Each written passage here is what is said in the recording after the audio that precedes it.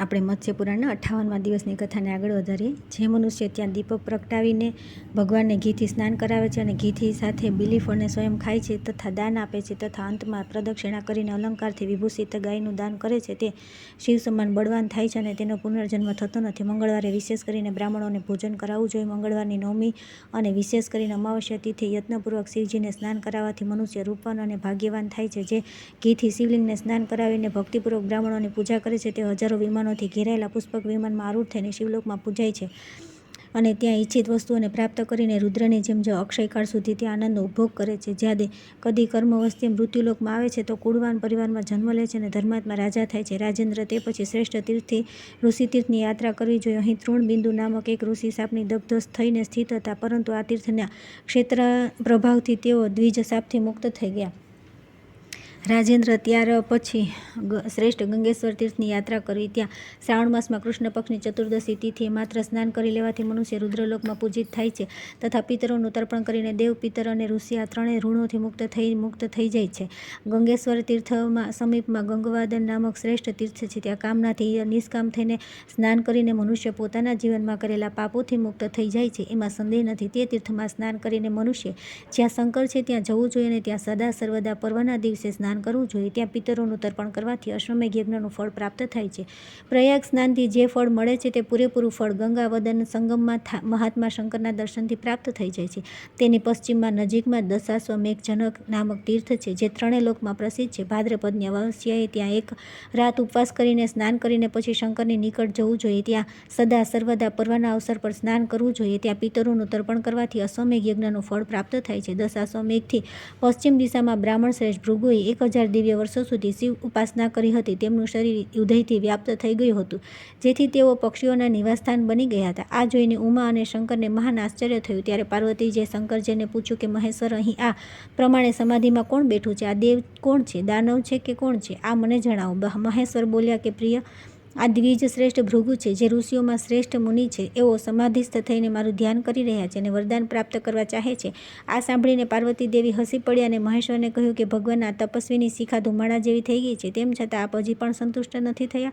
અતઃ એવું લાગે છે કે આપ મહાન કષ્ટપૂર્વકની આરાધનાથી પ્રસન્ન થાઓ છો. આ વિષયમાં વિચાર કરવાની જરૂર નથી. મહેશ્વરે કહ્યું કે મહાદેવી, તમને ખબર નથી, આ મુનિ ક્રોધથી પરિપૂર્ણ છે. હું તેમને હમણાં જ સત્ય સ્થિત દેખાડીને વિશ્વાસ અપાવી રહ્યો છું. તે પછી શિવજીએ ધર્મરૂપી વૃષભનું સ્મરણ કર્યું. તેમના સ્મરણ કરવાથી વૃષભ તુરત ત્યાં ઉપસ્થિત થઈ ગયા અને મનુષ્યની જેમ બોલ્યો કે પ્રભુ, આદેશ આપો. મહેશ્વરે કહ્યું કે તમે આ ઉદયને દૂર કરી દો અને વિપ્રને જમીન પર પાડી દો. ત્યારે વૃષભે ધ્યાન કરી રહેલા ભૃગુને જમીન પર પાડી દીધા. તે જ સમયે ક્રોધથી ઉગ્ર બનેલા ભૃગુ હાથ ઉઠાવીને શાપ આપતા આ પ્રમાણે બોલ્યા: ભો વૃષ, તમે ક્યાં જઈ રહ્યા છો? હું હમણાં જ તમારો સંહાર કરી નાખું છું. ત્યારે વૃષભ તે વિપ્રને પરાસ્ત કરીને આકાશમાં ચાલ્યા ગયા. તેને આકાશમાં જોતા રહીને ભૃગુ વિચારવા લાગ્યા કે આ તો મહાન આશ્ચર્ય છે. એટલામાં જ ભગવાન રુદ્ર હસતા રહીને ઋષિની સન્મુખ ઉપસ્થિત થઈ ગયા. ત્યારે ત્રિનેત્રધારી રુદ્રને જોઈને ભૃગુ વ્યાકુળ થઈને પૃથ્વી પર પડી ગયા અને દંડની જેમ ભૂમિ પર પડીને પ્રણામ કરીને ભગવાન શંકરની સ્તુતિ કરવા લાગ્યા. ત્રિભુવનના સ્વામી પ્રભુ, આ પ્રાણી માત્રના સ્વામી, સંસારના ઉદ્ભવ સ્થાન, દિવ્ય રૂપધારી અને જન્મ મૃત્યુથી પર છો, હું આપને પ્રણામ કરીને થોડું નિવેદન કરવા ચાહું છું. જો કે કદાપી કોઈ માનવને વાસુકી જેવા 1000 મુખ થઈ જાય તો પણ તે આપના ગુણોનું વર્ણન કરવા સમર્થ થઈ શકતો નથી. તેમ છતાં ભુવનપતે શંકર, હું ભક્તિપૂર્વક આપની સ્તુતિ કરવા ચાહું છું. ભગવાન, પોતાના ચરણોમાં પડેલા મારા પર પ્રસન્ન થઈ જાઓ અને બોલતા બોલતા થયેલી ભૂલોને ક્ષમા કરો. દેવ વિશ્વની ઉત્પત્તિ, સ્થિતિ અને લયમાં આપ જ સત્વ, રજ અને તમરૂપ છો. ભુવનપતે, આપના સિવાય અન્ય કોઈ દેવ નથી. ભુવનેશ્વર, યમ, નિયમ, યજ્ઞના દાન, વેદાભ્યાન, ધારણ અને યોગ આ બધા આપની ભક્તિની 1000 અંશની બરાબરી કરી શકતા નથી. ઉચ્છિષ્ટ, રસ, રસાયણ, ખડગ, અંજન, પાદુકા અને વિવર સિદ્ધિ આ બધા મહાદેવની આરાધના કરનારાઓના ચિહ્ન છે, જે આ જન્મમાં વ્યક્ત રૂપે જોઈ શકાય છે. દેવ, જોકે ભક્ત શ્રદ્ધાપૂર્વક નમસ્કાર કરે તો પણ આપ તેને ઈચ્છાનુસાર ઐશ્વર્ય પ્રદાન કરો છો. નાથ, આપે મોક્ષ પ્રદાન કરવા માટે સંસારમાં ભક્તિનું નિર્માણ કર્યું છે.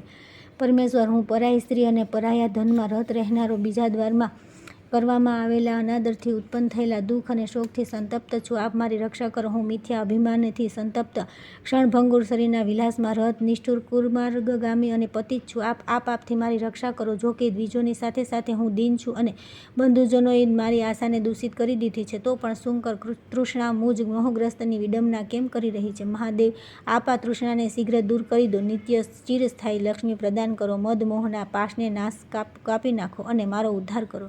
આ આ કલ્યાણાભુદ્યય નામક દિવ્ય સ્તોત્ર સર્વ સિદ્ધિઓ આપનારું છે. જે ભક્તિપૂર્વક આનો પાઠ કરે છે તેના પર ભૃગુ પ્રસન્ન થાય છે, તેવા શિવજી પ્રસન્ન થાય છે.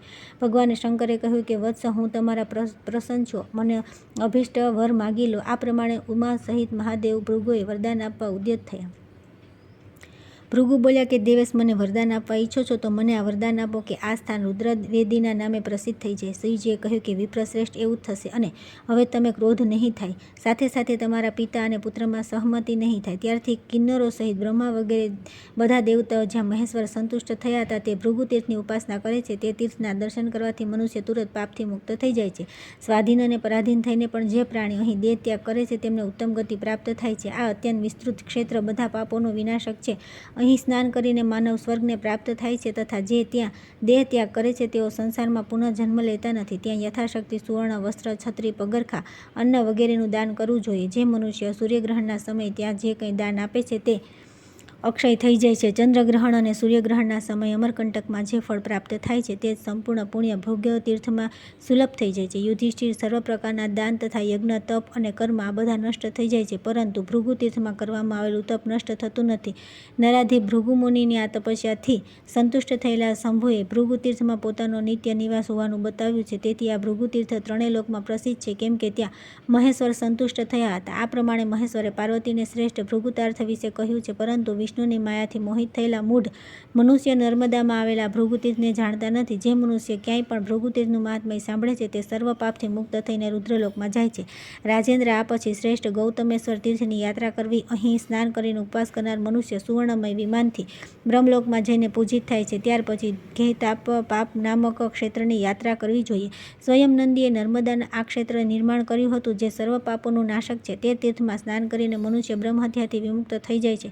તે તીર્થમાં જે દેહ ત્યાગ કરે છે તે 4 ભુજા અને 3 નેત્રથી યુક્ત થઈને શિવ સમાન બળશાળી અને પરાક્રમ થઈને 10,000 કલ્પોથી પણ વધારે સમય સુધી સ્વર્ગમાં નિવાસ કરે છે અને ઘણા સમય બાદ પૃથ્વી પર આવે છે. ત્યારે તે એક છત્ર રાજા થાય છે. રાજેન્દ્ર, ત્યાર પછી શ્રેષ્ઠ એરણ તીર્થમાં જવું જોઈએ. રાજન, માર્કંડેયજી દ્વારા પ્રયાગમાં જે પુણ્ય કહ્યું છે તે જ પુણ્ય ત્યાં માત્ર સ્નાન કરવા માત્રથી પ્રાપ્ત થઈ જાય છે. જે ભાદ્રપદ માસના શુક્લ પક્ષની ચતુર્દશી તિથિ એક રાત ઉપવાસ કરીને ત્યાં સ્નાન કરે છે તેની નજીક યમદૂતો જતા નથી અને તે રુદ્રલોકમાં જાય છે. આ ઉપરાંત સર્વ પાપનાશક હિરણ્યદ્વીપ નામક તીર્થમાં જવું જોઈએ. ત્યાં ભગવાન જનાર્દને સિદ્ધિ પ્રાપ્ત કરી હતી. ત્યાં સ્નાન કરનાર મનુષ્ય ધનવાન અને રૂપવાન થઈ જાય છે. ત્યાર પછી મહાન કનખલ તીર્થની યાત્રા કરવી. નરાધિપ તે તીર્થમાં ગરુડે તપસ્યા કરી હતી. તે ત્રણેય લોકમાં પ્રસિદ્ધ છે. યોગીની કહે છે કે જે યોગીઓ સાથે ક્રીડા અને શિવની સાથે નૃત્ય કરે છે, રાજન, ત્યાં સ્નાન કરીને મનુષ્ય રુદ્રલોકમાં પૂજિત થાય છે. રાજેન્દ્ર, ત્યાર પછી ઉત્તમ હંસ તીર્થમાં જવું જોઈએ. ત્યાં હંસ સમૂહ નિષ્પાપ થઈને સ્વર્ગમાં ચાલ્યા ગયા હતા. ત્યાર પછી વરાહ તીર્થની યાત્રા કરવી જોઈએ, જ્યાં ભગવાન જનાર્દન સિદ્ધ થયા હતા. ત્યાં વરાહરૂપી ધારી પરમેશ્વર પૂજા થઈ હતી. તે વરાહ તીર્થમાં ખાસ કરીને દ્વાદશી તિથિએ સ્નાન કરીને મનુષ્ય વિષ્ણુલોકને પ્રાપ્ત કરે છે. રાજેન્દ્ર, તે પછી શ્રેષ્ઠ ચંદ્ર તીર્થની યાત્રા કરવી. ત્યાં ખાસ કરીને પૂર્ણિમા તિથિએ સ્નાન કરવું જોઈએ. ત્યાં સ્નાન કરવા માત્રથી મનુષ્ય ચંદ્રલોકમાં પૂજિત થાય છે. તેના દક્ષિણ દ્વાર પર વિખ્યાત કન્યા તીર્થ છે. ત્યાં કન્યા શુક્લ પક્ષની તૃતીય તિથિએ સ્નાન કરવું જોઈએ. ત્યાં શિવજીને પ્રણામ કરીને તેમને બલિ પ્રદાન કરવાથી તેઓ પ્રસન્ન થઈ જાય છે. ત્યાં હરિશયનના સમયે ઇન્દ્રધ્વજ નીકળે ત્યારે અંતરિક્ષમાં દિવ્ય હરિશ્ચંદ્રપુર દેખાય છે. જ્યારે નર્મદા જળના વૃક્ષોને ભીંજવી દેશે તે સમયે તે સ્થાનમાં વિષ્ણુનો નિવાસ હશે, એવું ભગવાન વિષ્ણુએ શંકરજીને કહ્યું છે. દ્વીપેશ્વર તીર્થમાં સ્નાન કરીને મનુષ્ય સુવર્ણ રાશિને પ્રાપ્ત કરે છે. રાજેન્દ્ર, આ પછી કન્યા તીર્થના સંગમ સ્થાનની યાત્રા કરવી. ત્યાં સ્નાન કરવાથી મનુષ્ય દેવીના સ્થાનને પ્રાપ્ત કરે છે. તે પછી બધા તીર્થોમાં ઉત્તમ દેવ તીર્થમાં જવું જોઈએ. રાજેન્દ્ર, ત્યાં સ્નાન કરી મનુષ્ય દેવતાઓની સાથે આનંદ કરે છે. તે પછી શ્રેષ્ઠ તીર્થમાં જવું જોઈએ. ત્યાં અમાવસ્યાના દિવસે ત્રીજા પ્રહરમાં સ્નાન કરવાનું વિધાન છે. ત્યાં જે કંઈ પણ દાન કરવામાં આવે છે તે બધું અક્ષય થઈ જાય છે. ત્યાં એક બ્રાહ્મણને ભોજન કરાવવાથી અનંત ગણું ફળ મળે છે. રાજેન્દ્ર, ભૃગુ તીર્થમાં કરોડો તીર્થ સ્થિત છે. ત્યાં નિષ્કામ યા સકામ થઈને સ્નાન કરવું જોઈએ. આમ કરનારને અશ્વમેઘ યજ્ઞનું ફળ પ્રાપ્ત થાય છે અને તે દેવતાઓની સાથે આનંદ કરે છે. ત્યાં મુનિશ્રેષ્ઠ ભૃગુએ પરમ સિદ્ધિ પ્રાપ્ત કરી હતી અને મહાત્મા શંકર પ્રગટ થયા હતા. ત્યાર પછી આવે છે 194મો અધ્યાય, નર્મદા તટ પરના તીર્થોનું મહાત્મ્ય. માર્કંડેયજીએ કહ્યું કે રાજેન્દ્ર, ત્યાર પછી શ્રેષ્ઠ અંકુશેશ્વર તીર્થની યાત્રા કરવી, જ્યાં તે દેવના દર્શન માત્રથી મનુષ્ય બધા પાપોથી છૂટી જાય છે. તે પછી શ્રેષ્ઠ નર્મદેશ્વર તીર્થની યાત્રા કરવી, જ્યાં સ્નાન કરીને મનુષ્ય સ્વર્ગમાં પ્રોજિત થાય છે. તે પછી અશ્વતીર્થમાં જવું જોઈએ અને ત્યાં સ્નાન કરવાથી મનુષ્ય સૌભાગ્યશાળી, દર્શનીય અને રૂપવાન થઈ જાય છે. તે પછી પ્રાચીન કાળમાં બ્રહ્મા દ્વારા નિર્મિત પૈતામહ તીર્થની યાત્રા કરવી, ત્યાં સ્નાન કરીને ભક્તિપૂર્વક પિતરોને પિંડદાન કરવું તથા તલ અને દર્ભ સાથે તર્પણ કરવું. આ તીર્થના પ્રભાવથી ત્યાં કરેલા તમામ કાર્યનું ફળ અક્ષય થઈ જાય છે. જે સાવિત્રી તીર્થમાં જઈને સ્નાન કરે છે તે બધા પોતાના પાપોથી મુક્ત થઈને બ્રહ્મલોકમાં પૂજાય છે. ત્યાર પછી અતિશય રમણીય મનોહર તીર્થની યાત્રા કરવી જોઈએ, ત્યાં સ્નાન કરનાર પિતૃલોકમાં પૂજિત થાય છે. ત્યાર પછી શ્રેષ્ઠ માનસ તીર્થમાં જવું જોઈએ, ત્યાં જઈને સ્નાન કરનાર મનુષ્ય રુદ્રલોકમાં પૂજિત થાય છે. ત્યાર પછી કુંજ તીર્થની યાત્રા કરી ત્રણેય લોકમાં પ્રસિદ્ધ આ તીર્થ સર્વ પાપનાશક છે. નરાધીપ મનુષ્ય પશુ, પુત્ર, ધન વગેરે જે વસ્તુની કામના કરે છે તે બધું તેને ત્યાં સ્નાન કરવાથી પ્રાપ્ત થઈ જાય છે. આના પછી પ્રસિદ્ધ ત્રિદશર જ્યોતિર્તીર્થની યાત્રા કરવી જોઈએ, જ્યાં ઉત્તમ વ્રત ધારણ કરનારી તે ઋષિકન્યાઓએ તપસ્યા કરી હતી. તેમની અભિલાષા હતી કે અવિનાશી તથા સામર્થ્યશાળી મહેશ્વર અમારા પતિ થાય. ત્યારે તેમની તપસ્યાથી પ્રસન્ન થઈને સંહારકારી મહાદેવ દંડ ધારણ કરીને ત્યાં આવ્યા. આ કન્યાઓનું શંકરજીએ વરણ કર્યું હતું, તેથી આ સ્થાન ઋષિકન્યા નામે વિખ્યાત થયું. અહીં કન્યાદાન કરવું જોઈએ. અહીં સ્નાન કરનારના સઘળા પાપ નાશ પામે છે. ત્યારબાદ સ્વર્ણબિંદુ તીર્થમાં જવું જોઈએ, ત્યાં સ્નાન કરનાર મનુષ્યની દુર્ગતિ થતી નથી. અહીંયા અપરેશ તીર્થમાં જવું, અહીં સ્નાન કરનાર મનુષ્ય નાગલોકમાં અપ્સરાઓ સાથે આનંદ કરે છે. ત્યાર પછી નરક નામક તીર્થમાં યાત્રા કરવી, ત્યાં સ્નાન કરીને મહાદેવની પૂજા કરનાર પર મહાદેવજી બહુ પ્રસન્ન થાય છે. આના પછી ભારાભૂતિ તીર્થની યાત્રા કરવી જોઈએ. આ તીર્થમાં મનુષ્ય ઉપવાસપૂર્વક શંભુના અવતાર વિરૂપાક્ષની અર્ચના કરીને રુદ્રલોકમાં પૂજાય છે. મહાત્મા શંકરના ભારભૂર તીર્થમાં સ્નાન કરનાર મનુષ્ય જ્યાં પણ દેહ ત્યાગ કરે છે તે ગણોનો અધ્યક્ષ થાય છે. કાર્તિક માસમાં અહીં મહેશ્વરની પૂજા કરવાથી અશ્વમેઘ યજ્ઞથી 10 ગણું ફળ પ્રાપ્ત થાય છે, એવું વિદ્વાનોએ કહ્યું છે. જે મનુષ્ય ત્યાં ઘીથી પૂર્ણ 100 દીપક પ્રગટાવે છે તે સૂર્ય જેવા તેજસ્વી વિમાન દ્વારા શંકરજીની નિકટ ચાલ્યો જાય છે. જ્યાં ત્યાં શંખ, મોગરાના પુષ્પો અને શ્વેત રંગના આ વૃષભનું દાન કરે છે તે વિષ્યુયુક્ત વિમાન દ્વારા રુદ્રલોકમાં જાય છે. નરાધીપ તે તીર્થમાં એક ગાયનું દાન કરે છે અને યથાશક્તિ મધ મિશ્રિત ખીર અને વિવિધ ભોજ્ય પદાર્થોનું બ્રાહ્મણને ભોજન કરાવે છે. તેના તે બધા કર્મો તે તીર્થમાં પ્રભાવથી અનંત ગણા થઈ જાય છે. જે લોકો નર્મદાનું જળ પીને શિવજીની પૂજા કરે છે તેમને તે તીર્થના પ્રભાવથી દુર્ગતિ જોવી પડતી નથી. આ તીર્થમાં દેહ ત્યાગ કરે છે તે બધા પાપોથી મુક્ત થઈને ભગવાન શંકરની નિકટ ચાલ્યો જાય છે. નરાધીપ તે તીર્થમાં જે જળમાં પ્રવેશ કરીને પ્રાણ ત્યાગ કરે છે તે હંસયુક્ત વિમાન દ્વારા રુદ્રલોકમાં જાય છે. ત્યાં જ્યાં સુધી ચંદ્રમા, સૂર્ય, હિમાલય, મહાસાગર અને ગંગા વગેરે નદીઓ છે ત્યાં સુધી સ્વર્ગમાં પૂજાય છે. નરાધીપ જે આ સ્થાન પર અનશન કરે છે તેનો પુનર્જન્મ થતો નથી. રાજેન્દ્ર ત્યાર પછી શ્રેષ્ઠ અષાઢી તીર્થની યાત્રા કરી, ત્યાં સ્નાન કરનાર ઇન્દ્રના અડધા આસનને પ્રાપ્ત કરી લે છે. ત્યાર પછી સર્વ પાપોના વિનાશક સ્ત્રી તીર્થમાં જવું, ત્યાં પણ સ્નાન માત્રથી ગણેશ્વરની ગતિ પ્રાપ્ત થાય છે. એરંડી અને નર્મદાનો સંગમ લોક પ્રસિદ્ધ તીર્થ છે. તે અતિશય પુણ્યદાયક તથા બધા પાપોનું વિનાશક છે. ત્યાં ઉપવાસ અને નિત્ય વ્રતોનું સંપાદન કરીને સ્નાન કરવાથી મનુષ્ય બ્રહ્મહત્યાના પાપથી મુક્ત થઈ જાય છે. આ પછી નર્મદા અને સમુદ્રના સંગમ પર જવું જોઈએ, જે જામદગ્ન નામે પ્રસિદ્ધ છે. આ તીર્થમાં જનાર્દનને સિદ્ધિ પ્રાપ્ત થઈ હતી. આ ઇન્દ્ર અને યજ્ઞનું અનુષ્ઠાન કરીને દેવતાઓના અધીશ્વર થયા. તે નર્મદા અને સાગરના સંગમમાં સ્નાન કરીને મનુષ્યને અશ્વમેઘ યજ્ઞથી 3 ગણું ફળ મળે છે. પશ્ચિમ સમુદ્રના સંગમ સ્થાન પર સ્વર્ગદ્વાર વિઘટન તીર્થ છે. ત્યાં દેવતા, ગંધર્વ, ઋષિ, સિદ્ધ અને ચારણો ત્રણેય સંધ્યાઓમાં વિમલેશ્વર મહાદેવની આરાધના કરે છે. ત્યાં સ્નાન કરનાર રુદ્રલોકમાં પૂજાય છે. વિમલેશ્વરથી વધીને તીર્થ ન થયું છે ન થશે. તે તીર્થમાં ઉપવાસ કરીને જે વિમલેશ્વરના દર્શન કરે છે તે 7 જન્મોના પાપોથી મુક્ત થઈને શિવપુરીમાં જાય છે. રાજેન્દ્ર આ પછી શ્રેષ્ઠ કૌશિક તીર્થની યાત્રા કરવી, ત્યાં ઉપવાસપૂર્વક સ્નાન કરીને નિયમિત ભોજન કરીને એક રાત્રિ નિવાસ કરવાથી મનુષ્ય આ તીર્થના પ્રભાવથી બ્રહ્મહત્યાના પાપથી મુક્ત થઈ જાય છે. જે સાગરેશ્વરના દર્શન કરે છે તેને સર્વ તીર્થના અભિષેકનું ફળ પ્રાપ્ત થાય છે. ત્યાંથી 1 યોજનની અંદર વર્તુળ સ્થાનમાં શિવજી સ્થિત છે, તેથી તેમના દર્શન કરી લેવાથી સર્વ તીર્થોના દર્શન થઈ જાય છે, એમાં સંશય નથી. તે માનવ સર્વ પાપોથી મુક્ત થઈને રુદ્રલોકમાં જાય છે. નર્મદા સંગમથી લઈને અમરકંટકના મધ્યમાં 10 કરોડ તીર્થો બતાવ્યા છે. ત્યાં એક તીર્થથી બીજા તીર્થની મધ્યમાં અનેક ઋષિઓ નિવાસ કરે છે. રાજેન્દ્ર બધા ધ્યાનપરાયણ અગ્નિહોત્રી વિમાનો દ્વારા સેવિત આ તીર્થ પરંપરા અભિષ્ટ ફળ પ્રદાન કરનારી છે. પાંડવ જે મનુષ્ય શ્રદ્ધાપૂર્વક આ તીર્થોનો પાઠ કરે છે તેને સર્વ તીર્થોમાં અભિષેક કરવાનું ફળ પ્રાપ્ત થાય છે અને તેના પર નર્મદા સદા પ્રસન્ન રહે છે. આ ઉપરાંત મહામુનિ માર્કંડેય તથા રુદ્ર પ્રસન્ન થાય છે. આ તીર્થના પ્રભાવથી વંધ્યાને પુત્ર પ્રાપ્તિ થાય છે, અભાગણી સૌભાગ્યવતી થઈ જાય છે, કન્યાને પતિ પ્રાપ્ત થાય છે તથા જે સાધક ઈચ્છે છે તે ફળ તેને પ્રાપ્ત થાય છે. બ્રાહ્મણ વેદજ્ઞ થાય છે, ક્ષત્રિય વિજયી થાય છે. વૈશ્ય ધન પ્રાપ્ત કરે છે અને શૂદ્રને શુભ ગતિ પ્રાપ્ત થાય છે. મૂર્ખને વિદ્યા પ્રાપ્ત થાય છે. જે મનુષ્ય 3 સંધ્યાઓમાં આનો પાઠ કરે છે તેને ઉત્તમ ગતિ ઉપરાંત પ્રિયજનોનો વિયોગ થતો નથી. ત્યાર પછી આવે છે 195મો અધ્યાય ગોત્ર પ્રવર નિરૂપણ પ્રસંગમાં ભૃગુવંશની પરંપરાનું વિવરણ. સૂતજી કહે છે કે ઋષિઓ આ પ્રમાણે ઓમકારનું વર્ણન સાંભળ્યા પછી રાજેન્દ્ર મુનિએ તે જલાવરણમાં સ્થિત મત્સ્યરૂપી દેવેશ વિષ્ણુને પુનઃ આ પ્રમાણે કહ્યું. મુનિએ પૂછ્યું કે પ્રભુ, આપના ઋષિઓના નામ, ગોત્ર, વંશ, અવતાર તથા પ્રવરોની સમતા અને વિષમતા આ વિષયોનું વિસ્તારપૂર્વક વર્ણન કરો. સ્વયંભૂ મન્વંતરમાં મહાદેવજી ઋષિઓને શાપ આપ્યો હતો, તેથી વૈવસ્વ મંત્ર તેમની પુનઃ ઉત્પત્તિ કઈ રીતે થઈ આ મને બતલાવો. સાથે સાથે દક્ષ પ્રજાપતિના સંતાનોની ઉત્પન્ન પ્રજાનું, ઋષિઓના વંશનું તથા ભૃગુવંશના વિસ્તારથી વર્ણન કરો. મત્સ્ય ભગવાને કહ્યું કે રાજન, હવે હું પૂર્વકાળમાં વૈવસ્વ મન્વંતરમાં સમયે જે પરમેષ્ઠી બ્રહ્મ હતા તેમનું ચરિત્ર કહી રહ્યો છું. મહાદેવજીના શાપથી પોતાના શરીરનો પરિત્યાગ કરીને ઋષિઓ મહાત્મા બ્રહ્મા દ્વારા અગ્નિથી ઉત્પન્ન થયા. તે જ અગ્નિથી પરમ તેજસ્વી તપોનિધિ ભૃગુ ઉત્પન્ન થયા. અંગારાથી અંગીરા, શિખાઓથી અત્રિ અને કિરણોથી મહાતપસ્વી પુલસ્ત્ય પ્રગટ થયા. ત્યાર પછી લાંબા કેશોથી મહાતપસ્વી પુલહે જન્મ લીધો. અગ્નિની જ્વાળાથી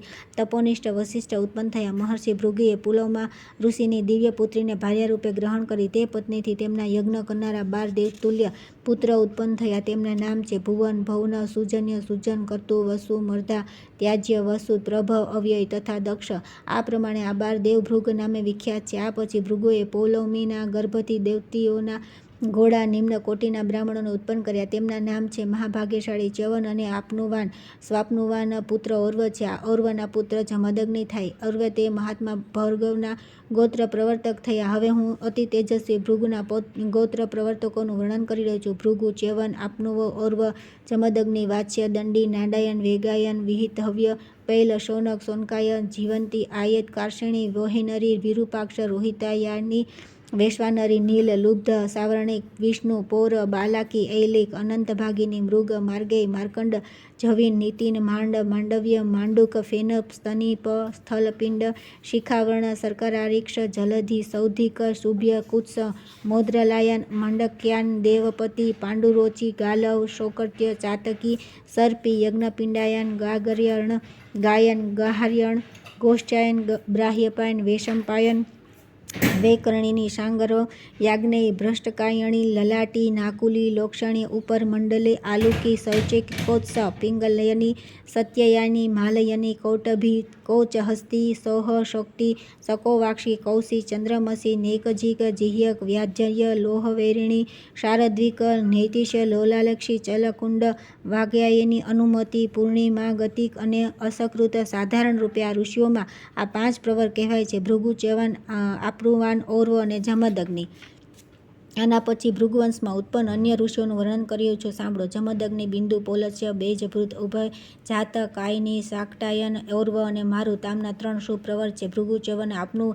આ ઋષિઓમાં મત્સર વિવાહનો નિષેધ છે. ભૃગુદાસ માર્ગ, પથ, ગ્રામ્યણી, કાટાયની, અપત્સંબી, બિલ્વી, નેકશી, કપી, અટિશેણ, ગર્ધભી, કાર્દમયાની, આશ્વાયની તથા રૂપી આમના પ્રવર આ 5 છે. ભૃગુ, ચ્યવન, આપનુવાન, અષ્ટવૈણ તથા રૂપી આ 5 પ્રવરોવાળા પણ વિવાહ કર્મ નિષિદ્ધ છે. યસ્ક, વિતિહવ્ય, મથિદમ, જેવંત્યાયની, મૌજ, પીલી, ચલી, ભાગીલ, ભાગવીતી, કૌશાપી, કશ્યપી, બાલપી, શ્રમદા, ગેપી, સૌર, તિથિ, ગાર્ગેય, જાબાલી, શોણવ્યન અને રામોદ આ વંશોમાં પ્રવર છે. ભૃગુ, વિતિહવ્ય, રેવસ અને વેવસ આમનામાં પણ પરસ્પર વિવાહ થતા નથી. શાલયની, કાટાક્ષ, મૈત્રેય, ખંડ, દ્રોણાયન, રૌક્યામણી, આપીશ, અપિકાયની અને હંસજીવ્ય આમના પ્રવર આ ઋષિઓના છે. ભૃગુ, વદ્ય અને દેવી દોષા આમનામાં પણ પરસ્પર વિવાહના નિષિદ્ધ છે. રાજન, એકાયન, યજ્ઞપતિ, મત્સ્ય, ગંધ, પ્રત્યહ, સૌરી, ઓક્ષી, કાર્દયની, ગૃહસ્થ અને મહર્ષિ સનક આ વંશોના 2 ઋષિઓના પ્રવર છે. ભૃગુ તથા ગૃહસ્થમદ આમના વંશોમાં પણ પરસ્પર વિવાહ નિષિદ્ધ છે.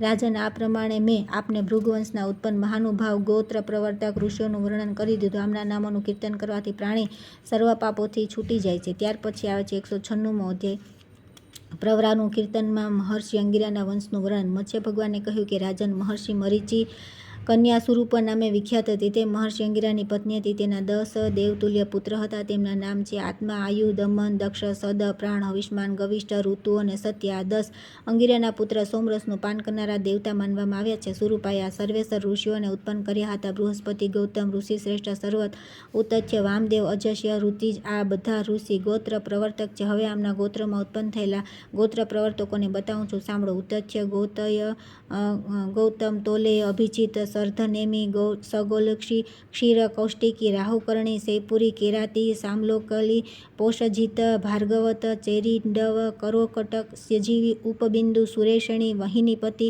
વૈશાલી, કોષ્ટા, આરુણ્યાની, સોમ, આત્રાયની, કૌસારુ, કૌશલ્ય, પાર્થિવ, રોહણ્યવાયિની, રેવાગ્નિ, મૂલપ, પાંડુ, ક્ષયા, વિશ્વકર, અરી અને પારિકરારી આ બધા શ્રેષ્ઠ ઋષિ ગોત્ર પ્રવર્તક છે. હવે આમના પ્રવરોને સાંભળો. અંગિરા, સુવાચ્ય, તીર્થ તથા મહર્ષિ ઉસીજ આ ઋષિઓના વંશવાળા આપસમાં વિવાહ કરતા ન હતા.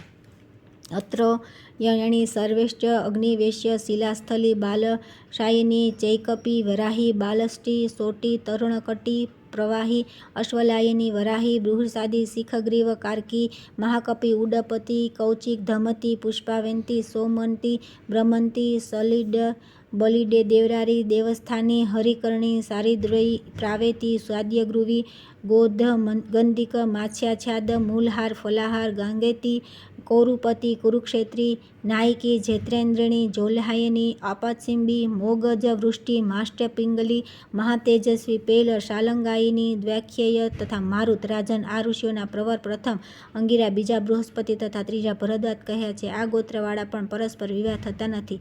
કણવાયન, કૌપચ, વાત્સરાયણ, ભૃતકુષ્ટ, રાષ્ટ્રપિંડી, લોંદ્રાણી, સાયકાની, કોટાક્ષી, બહુવિતી, તાલકૃત, મધુવરાહ, લવકૃત, ગલવતી, ગાથી, મરકટી, પોલકાયની, સ્કંદ, ચક્રી, ગાર્ય, શાયામાની, બાલાકી તથા સહરી. આમના પણ નીચે લખેલા 5 ઋષિ પ્રવર કહ્યા છે. મહાતેજસ્વી અંગિરા, દેવાચાર્ય, બૃહસ્પતિ, ભરદ્વાજ, ગર્ગ તથા ઐશ્વર્યશાળી મહર્ષિ શૈત્ય આમના વંશવાળાઓએ પણ પરસ્પર વિવાહ થતા નથી. કપિતર, સ્વસ્તિતર, દાક્ષી, શક્તિ, પતંજલિ, ભૈસુ, જલસિંધુ, વિંદુ, માદી, કુશિદક, ઉર્વ, રાજકેશી, વૈશંડી, સંસપી, શાલી, કલશી, કંઠ, કરિયર, કાટ્ય, ધ્યાયિની, ભાવાસ્યની, ભારદ્વિજ, સૌબુધી, લબ્ધ્વી તથા દેવમતી, રાજસતમ આ ઋષિઓના 3 પ્રવર કહ્યા છે. અંગિરા, દમવાગ તથા ઉરુક્ષય આ ગોત્રોમાં પરસ્પર વિવાહ થતા નથી. સંકૃતિ, ત્રિમાષ્ટી, મનુ, સંબંધી, તંડી, ઐનાતિક, નચિકેત, તેલક, દક્ષ, નારાયણી, અર્ષિણી, લક્ષી, ગાર્ગય, હરિ, ગાલવ તથા અને આ બધાના પ્રવર અંગિરા, સંસ્કૃતિ તથા ગૌરવિત છે. આમનામાં પણ વિવાહ સંબંધ થતા નથી.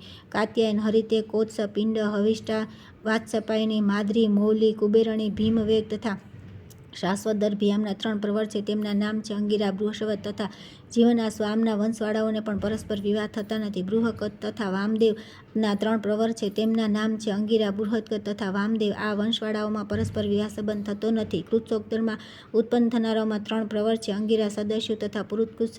પ્રાચીન લોકો કહે છે કે કુત્સ ગોત્રવાળા તે જ ગોત્રવાળાના વિવાહ થતા નથી. રથિતરમાં વંશમાં ઉત્પન્ન થનારાઓમાં પણ 3 પ્રવર છે. અંગિરા, વિરૂપ અને રથિતર. આ લોકો આપસમાં વિવાહ કરતા નથી. વિષ્ણુસિદ્ધિ, શિવમતી, જતૃણ, કૃતૃણ, મહાતેજસ્વી પુત્ર તથા વેરપરાયણ આ બધા અંગિરા, વિરૂપ અને વૃષપર્વા 3 ઋષિઓ પ્રવરવાળા છે.